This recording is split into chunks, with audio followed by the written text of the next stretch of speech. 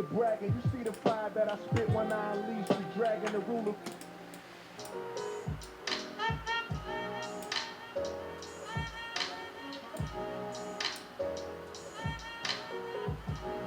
I first started making music when I was like 14, 15, except I didn't really get too into it back then. I was like just starting, and I didn't really get into it until I was like 18, 19.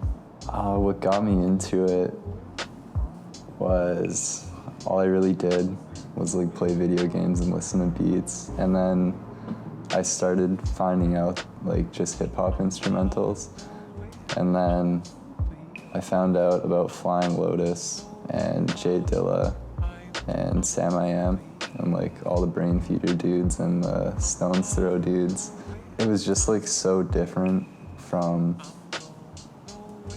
like everything and like anything else that I had heard.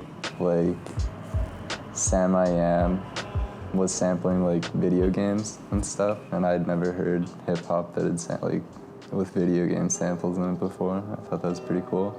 That was like the first time I ever really heard music that didn't need vocals on it, and then I wanted to like just start trying to do the same thing, because it's like all I was doing was playing video games and listening to music, so I guess it just kind of happened that I wanted to try it. I got the 404, and the reason I got it was because I wanted to just have like something to make beats on. Like it turns out that Ableton just works like seamlessly with the 404 and like recording back and forth. But when I'm looking for a sample, something just has to like catch my ear. And I mean, like I just like it or I don't like it. Like I'll pull stuff off like vinyl, cassettes, VHS tapes. Like it's pretty much impossible to emulate that kind of sound. You just actually have to do it if you want to sound exactly like that. And not a lot of people like actually go out of their way to do stuff like that, and it makes it a little more special. When you're learning new stuff, you notice like improvements in your music, except like not right away. Like it just, basically time will do you well.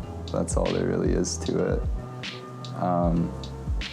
Like some days you'll wake up and you won't want to make music or like listen to music or want anything to do with it for a while.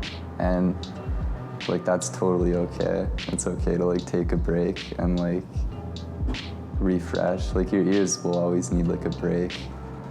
I think it's important to like know the difference between procrastinating and like just not being in the mood to make music. Because I think there is a difference. Like once in a while I'll get home from work and I'll be like, oh, I'm so pumped to make a beat, and then I'll like sit on the couch and fall asleep, and it's like, oh, that like I guess that beat will never be made. Yeah, another thing to think about is like every second that you're not making music, there's somebody else making the same, like similar music to you, and they're getting better than you are. Yeah. I think that was like Ninth Wonder or somebody that said that. Yeah, even like if you're not doing anything, if you're playing video games or like going for a walk, it's always good to just have something you're influenced by, like playing or doing something with music. Like even if you're just listening to music or if you're reading something, say you like read an article on compression, then you'll know that much more about compression. It's just about like spending your time wisely, I guess. It's like a waste of time to worry about like being good at something or not, because it's like there's no such thing really. You either know more than somebody or you know less than somebody, and you can always learn more. Yeah, so it's like there's nothing to get discouraged about. I think it's bad to compare your music to other people's, because like everybody thinks differently and has a different concept of what they want to hear. And if you're making music, it's because you're trying to make something that doesn't exist yet. Like if you start making music and you're like, I'm gonna make music because I want to sound exactly like somebody else, that's kind of like, what's the point? Yeah. I think there's like way too much music in the world to be sitting there listening to your own music all the time. I mean, even if you make something and everybody thinks it's shit, you still made something that nobody else made.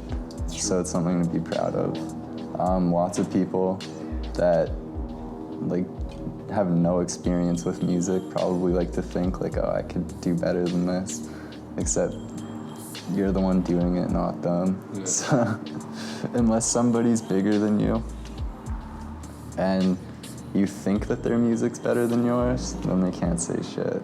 Yeah.